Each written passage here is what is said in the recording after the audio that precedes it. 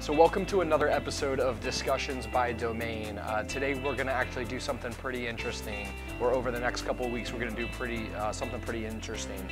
I have my main man Kevin Vitale here with me. He was originally part of Domain's account management team and has recently made the transition over to the sales and marketing side of the house. So he brings a lot of knowledge with him in the customer experience and handling customer issues, which has been completely valuable to me and the team in learning about what are we dealing with actually on the engineering side of the house and customer problems.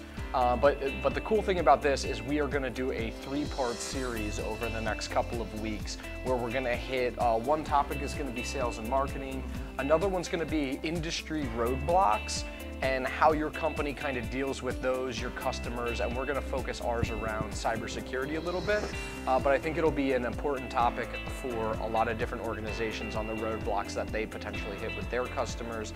And then the final piece we're going to do, which is Kevin's favorite topic, is going to be on company culture. And how do you maintain that? How do you evolve the company culture?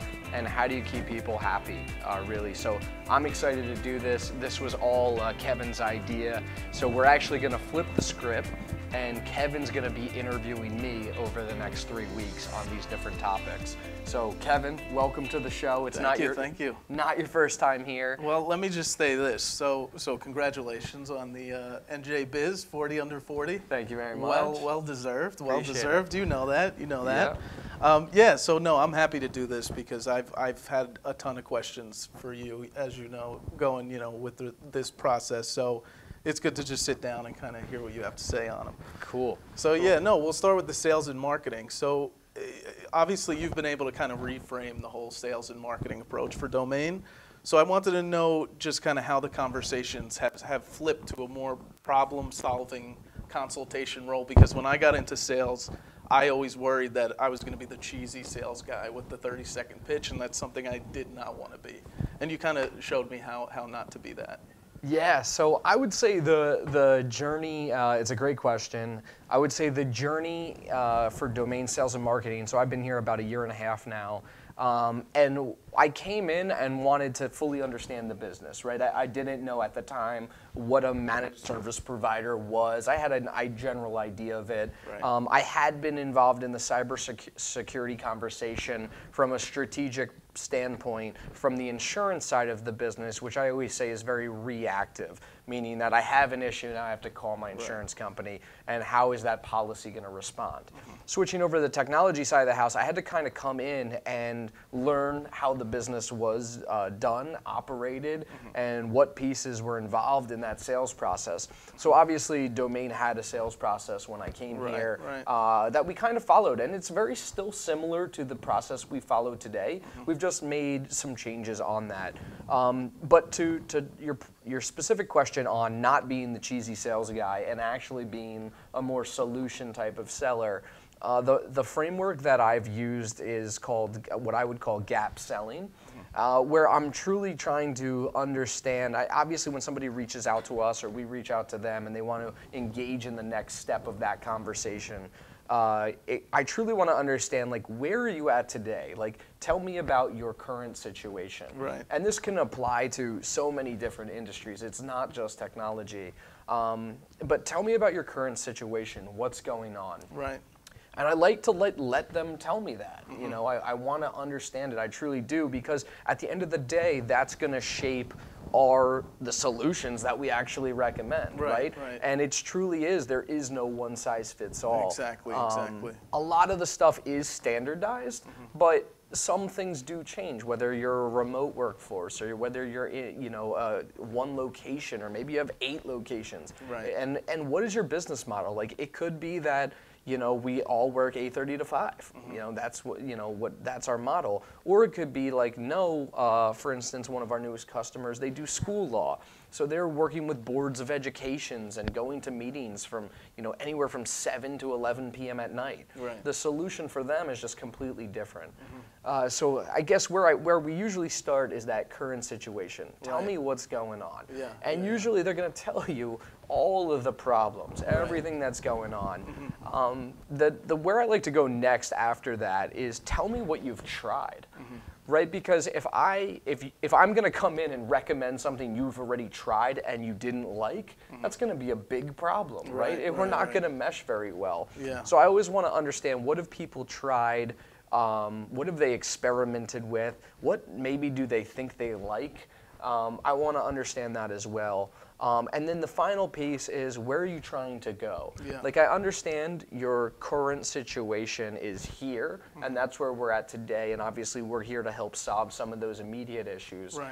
But, you know, it could be 6 months down the line, it could be a year down the line, or farther. Where are you trying to go? What does the business look like? Yeah. Because that also plays into the solutions that you're going to recommend, right? If you're going to tell me that we're just trying to stay right here and be this business and maybe add a couple of new people, but basically maintain what we're doing, that's one thing.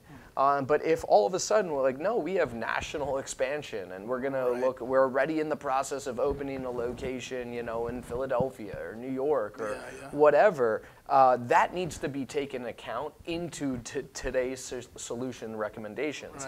The thing that I would hate, and I think everybody would hate, was if we were to come in and recommend solution for exactly today, but weren't to account for what would be needed in the immediate future. 100%, 100%.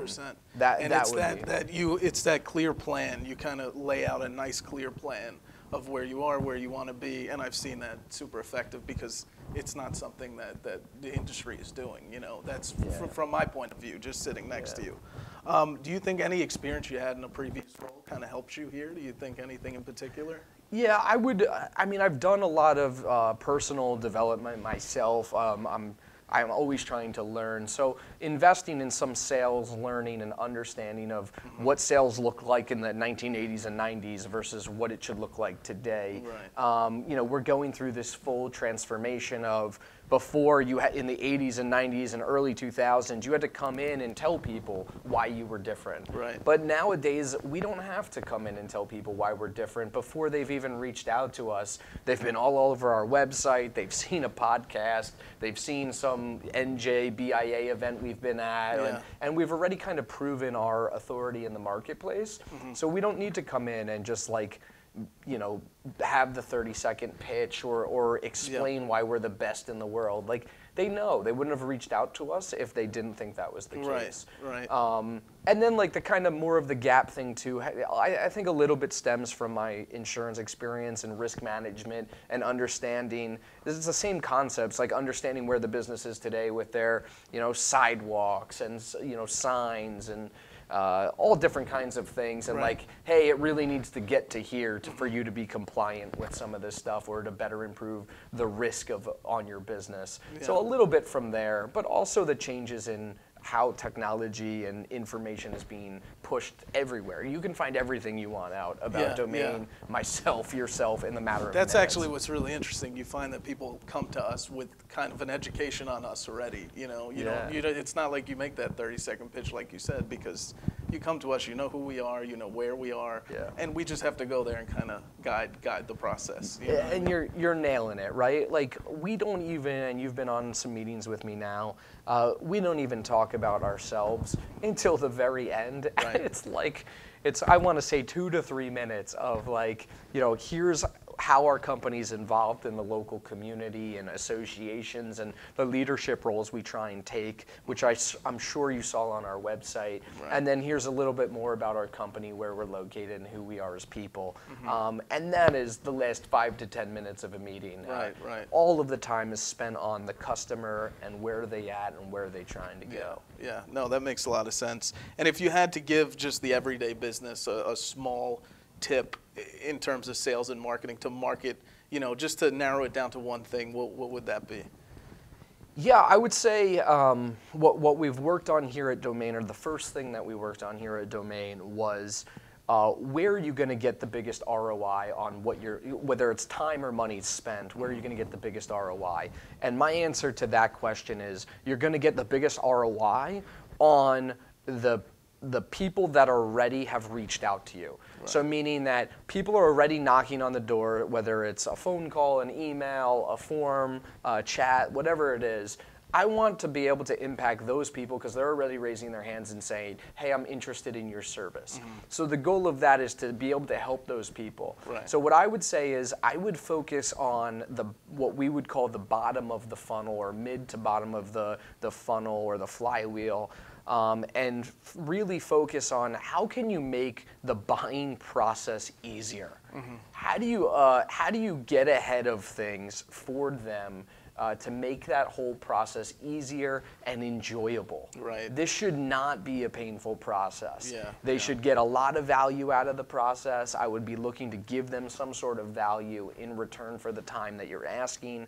And then, like you said, like, guide them to where they need to go. I think a lot of people nowadays are so overwhelmed with the amount of information out there. They need help in you telling them, here's step 1, 2, and 3, and this is how we should be planning this. At least in this type of consulting type of role that we've now taken on. Yeah, So I would focus at the bottom and make the buying process easier for the customer.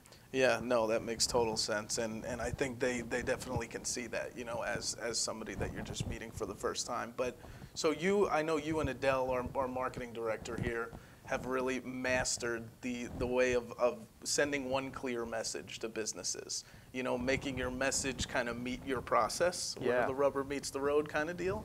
And what are your thoughts around that? Why is it so important for businesses to have a very clear message right from the beginning? Yeah, that's a great point, and something, one of my pet peeves is, and it's hard to do. Like, I completely understand it from a business owner standpoint, but you have to transition your messaging from me to you.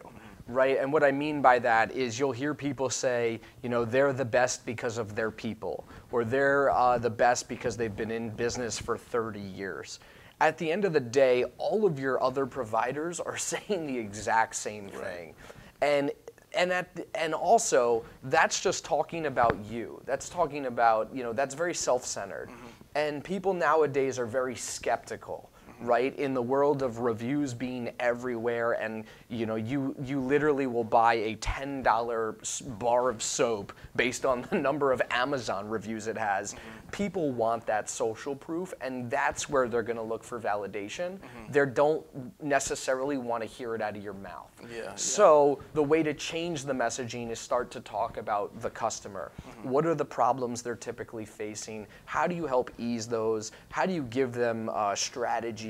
And we talk about a lot about budgeting and planning, but how do you take this confusing issue, topic, piece of their business and guide them the right way? And they want to know you can do that and hear that out of your mouth versus that I've been in business or my team is great, my people are the best. Right, and how are you narrowing down that buying persona? What are you looking for if you don't have clients, if you're a new company?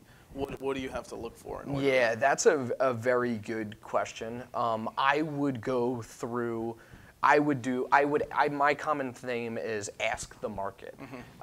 We can think all day, you and I, what somebody wants, how somebody would perceive a certain message or wording. My thing is go test. To me, everything is almost its own hypothesis, and you got to be willing to fail. Like, not every science experiment works out in the end result that you're looking for. So my thing would be go and test and see what's actually resonating with people. If you have customers, one of the best ways to do it is go ask them.